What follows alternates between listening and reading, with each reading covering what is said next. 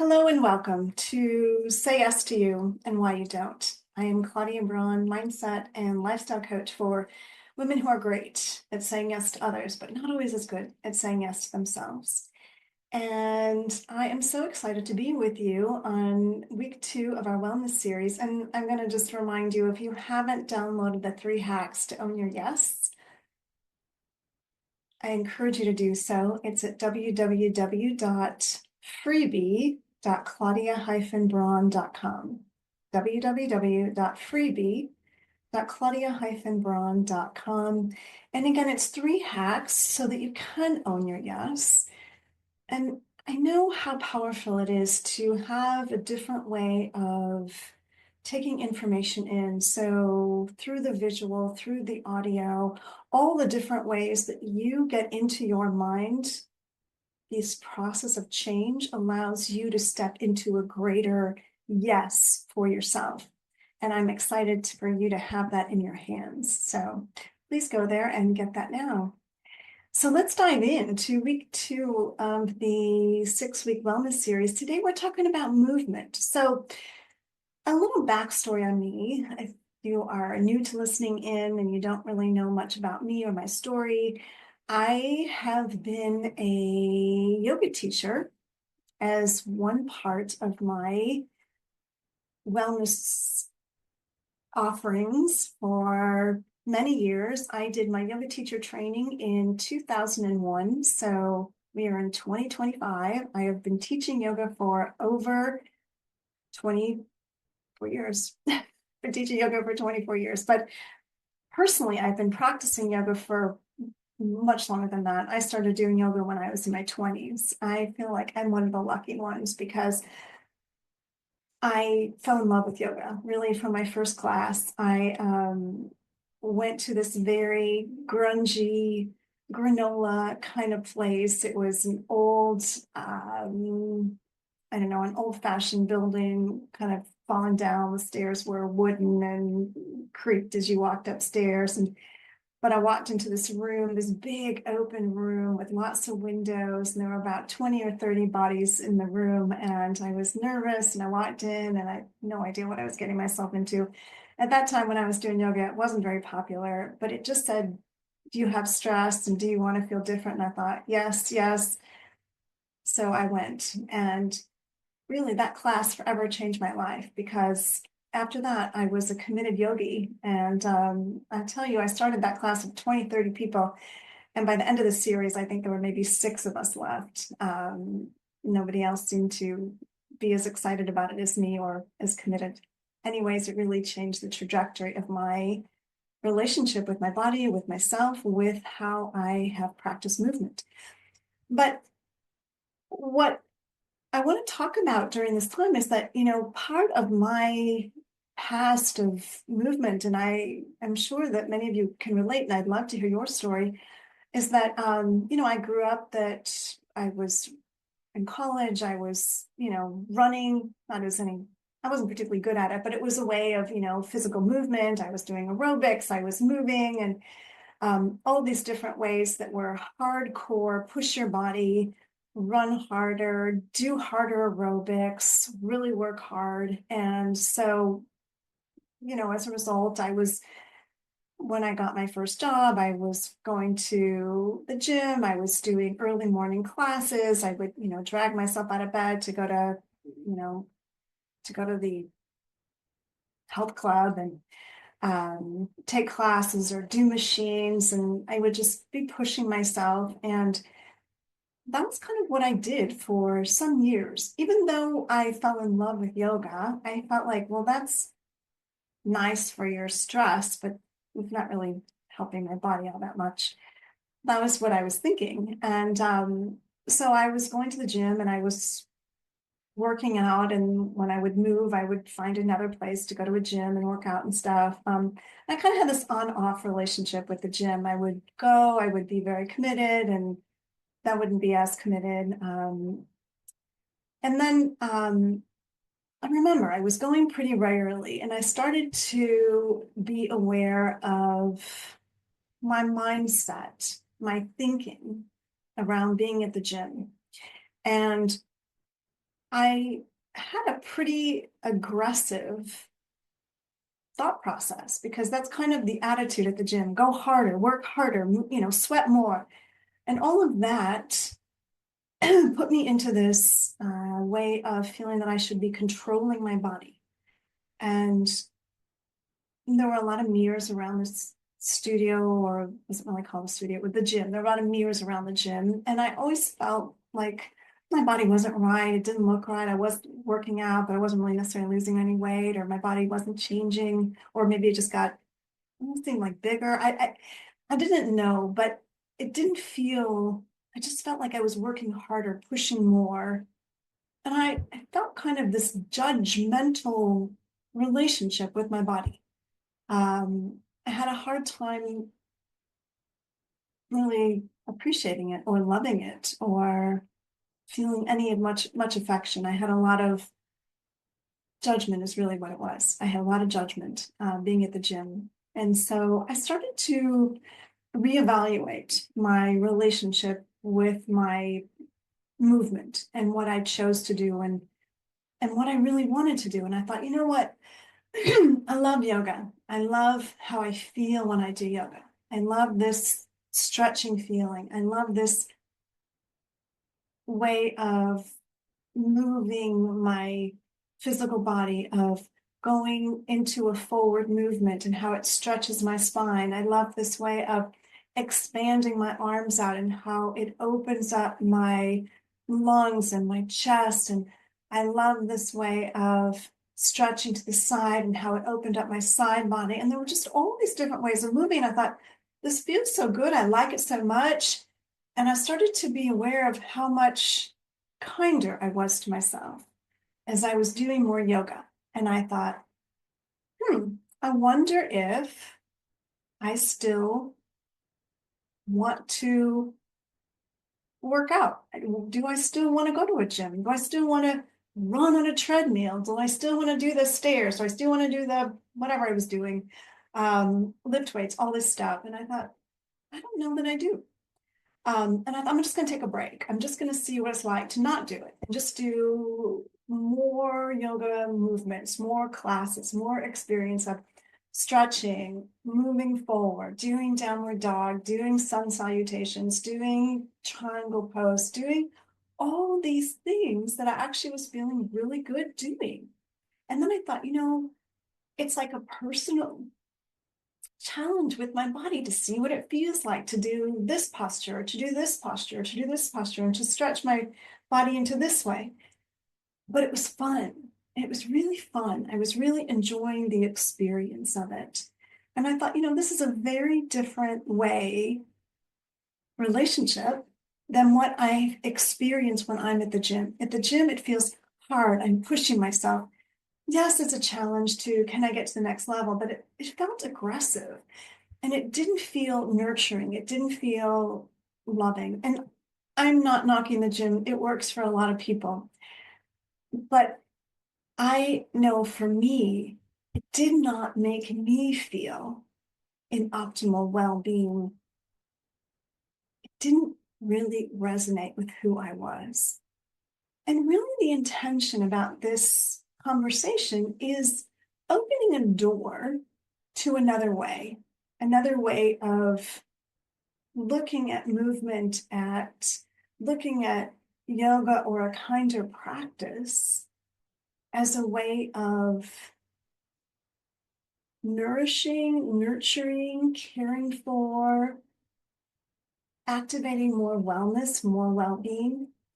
And kind of like what I said last week about there isn't one size fits all around eating, there isn't one size fits all around movement. For me, yoga started when I was 20. I had a feeling of this feels good in my body. And it relates right back to food. When something feels good and you feel good when you eat it, it's something you need to continue practicing. Not like, oh, it tastes good, I'm going to keep eating it like ice cream or pizza or cake, but feels good, I feel good in my body. And that's what yoga for me was like, is that this feels good in my body. I want more of this. And people always tell me, well, what's the best yoga to practice? And I always tell people, I think of yoga as art. What's the best art form? The best art form is the one that you like. And so, personally, my relationship to yoga has evolved. I went to, I believe it was a Himalayan Institute style of yoga, which is considered a flow practice. Um, and much of that really stuck with me. And then I found a teacher about 15 years ago, maybe longer than that. I found a yoga teacher. Well, actually, it was longer than that. Um, and her style really resonated with me because I had done body work. I had done shiatsu massage for years. I had a practice of shiatsu. So her style of yoga was much more intuitive, much more within, much more about the breath and movement. And for me, that really resonated because it was much more alive. It wasn't so mechanistic. I felt kind of bored in yoga classes. I felt like it was just do this, do that. And I'm like, oh, that doesn't really resonate with me. I wanted something that was more organic and more spacious. And so that's what I was drawn to. But that's not right for everybody. Some people really like hot yoga, and that's what you need to do. There isn't one way, there isn't one set way. But what I want to open this conversation to, and I want you to really consider for your life, what way do you need to move your body that you're not giving yourself permission to do, or saying, oh, well, that's not really exercise? And again, when I would talk to my clients about movement, you need to move. Your body is meant to move. We have these joints, they're meant to move. Sitting on your couch, sitting in a chair, working all day long is not what our body is meant to do. We're meant to move. So what does that look like for you? And opening a door to it being more spacious. It doesn't have to be fit into a box, because that's what people are doing triathlons or doing Ironman or whatever, doing a 5K. If that doesn't speak to you, that doesn't mean you don't have a way of moving that works for you. So that's what I really encourage people to do. And for me, yoga has been such a gift, because yoga really means union. It's about coming into this union with yourself, into a movement union where you feel like you are in harmony with yourself. You're not pushing against yourself, forcing yourself to do something that doesn't feel genuine, authentic to you. And you'll see many people that practice yoga practice a very gymnastic or strenuous way of doing yoga. And if that appeals to you, do that. But if doing a more flowing movement, organic way of moving is what appeals to you, honor yourself and your intrinsic nature and what you are here and designed to do. Again, what I talked about last week and what I talked about before is this 80-20 rule.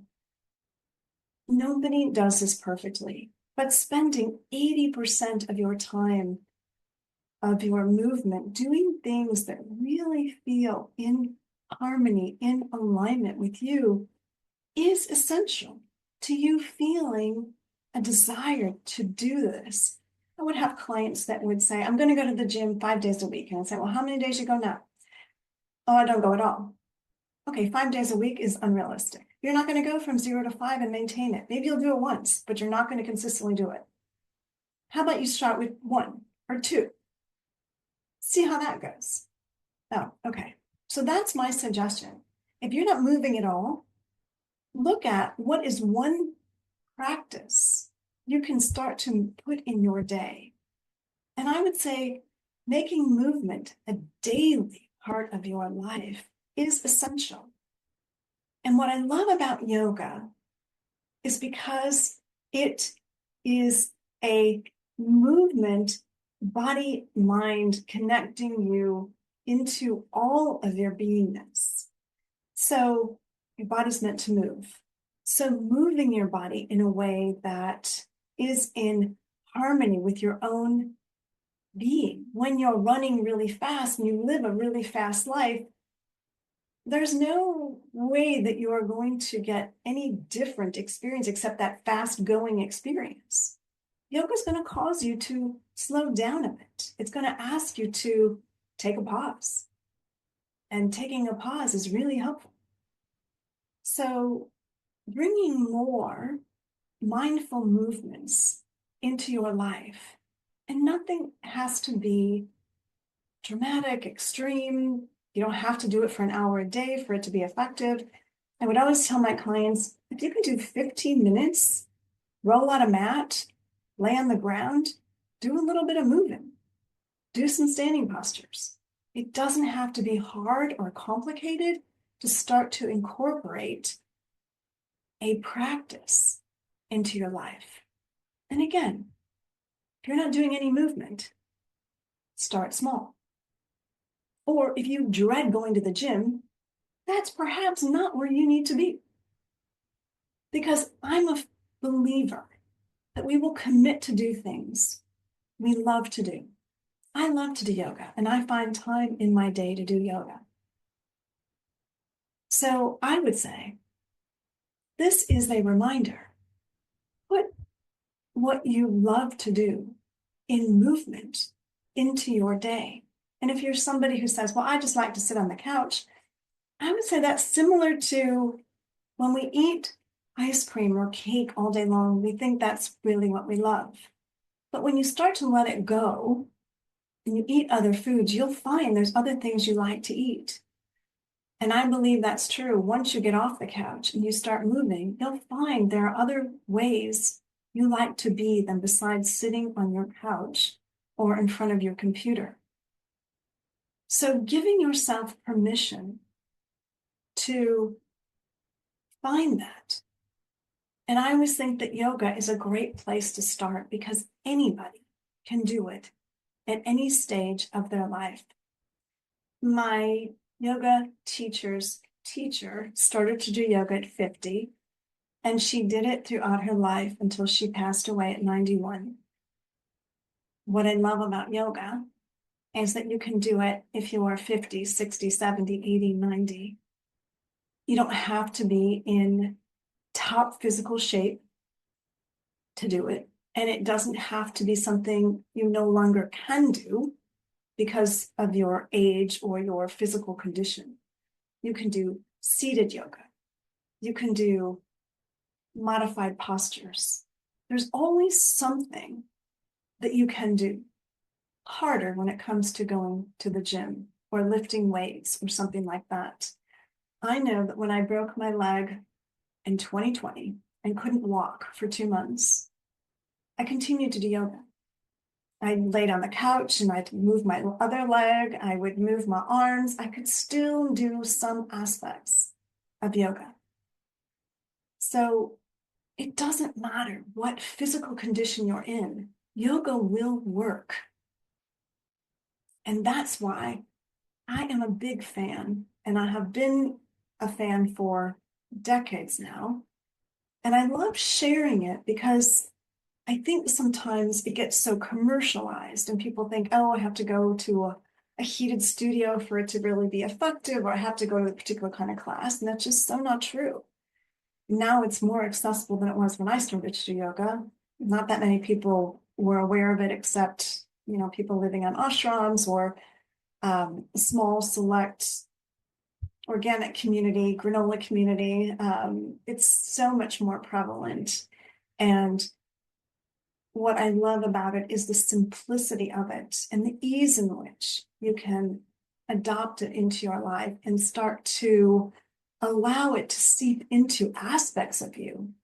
And that is, to me, also the power of yoga. Is they say that, you take the yoga off your mat with you. What you experience, this slowing down, this able to be present, this full beingness gets shifted into more aspects of you.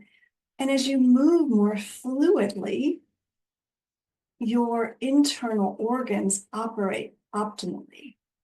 So there is so many benefits to looking at yoga as a powerful tool for physical movement. So if you're somebody who's never done yoga and it interests you, I highly recommend you begin a 15-minute practice.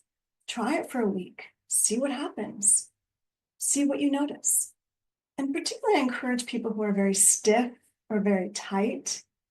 Going to the gym is okay. It won't address any of the stiffness or the tightness. And here's the thing, stiffness and tightness will only increase with age, and especially if it's untreated. And yoga is one of those things that it starts to unravel these pieces. It doesn't have to be complicated. You don't need any machines. It's not hard to do. The hard part is doing it, taking the time, making the commitment, taking the action, and doing it. So I said last week, and I will say it repeatedly throughout, because it's what I believe. Small incremental changes will change your life. So taking a small incremental step, look at yoga, look at it. Perhaps there's a couple of postures that you could incorporate into your day. See what happens. See what happens. See what you notice. See the difference in your back. See the difference in your spine. See the difference in your joints. See the difference in your mind. So for me, yoga is one important tool in my well-being, in my holistic approach to bringing us into harmony. And always my wish for my clients and for this podcast is that we live in harmony with our internal beingness, and having a little bit more of a pause with yoga, a 15-minute walk away from your computer and do 15 minutes. Stretch out a towel, stretch out a yoga mat, get on the ground for 15 minutes and just roll around and see what happens. I promise you, things will shift and change. And a lot of times when I would go to workshops with my teacher, that's a lot of times what we were practicing, or what people would say, it feels like you're just rolling around on the ground. But as you're rolling around on the ground, you start to notice your body starts to unravel. And if you're living in this culture, most people are pretty stressed. The stress levels get activated as you listen and experience the world outside of you. So giving yourself an opportunity to take a practice, simplify it, 15 minutes. So I would love to hear what you take away from today's episode on movement, on making movement more connected to who you are, instead of some idea of where you need to be or what it should look like. Because there is no should on this. There's only what is right for you. Whether it's your eating, whether it's your movement, how you set it up is what matters, and it's got to be something that you will commit to. So what is the movement practice that you will commit to? I would love to hear. Please share your comments. Again, if you haven't downloaded the 3 hacks to own your yes, please do so at www.freebie.claudia-braun.com. Again, I am Claudia Braun, mindset and lifestyle coach for women who are great caring for others, not always as great at caring for themselves yet. And I will look forward to being with you next week in our wellness series as we go into aspects of the mind, and another area that I am very excited about. So bye for now. Have a great week, and I will talk with you then.